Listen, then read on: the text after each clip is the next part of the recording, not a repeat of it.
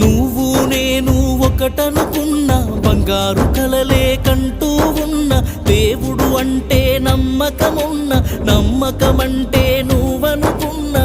ఒకరి కోసం ఒకరం పుట్టాము అనుకున్నా, ప్రేమ ఎంతో మధురం చెప్పాలి అనుకున్నా,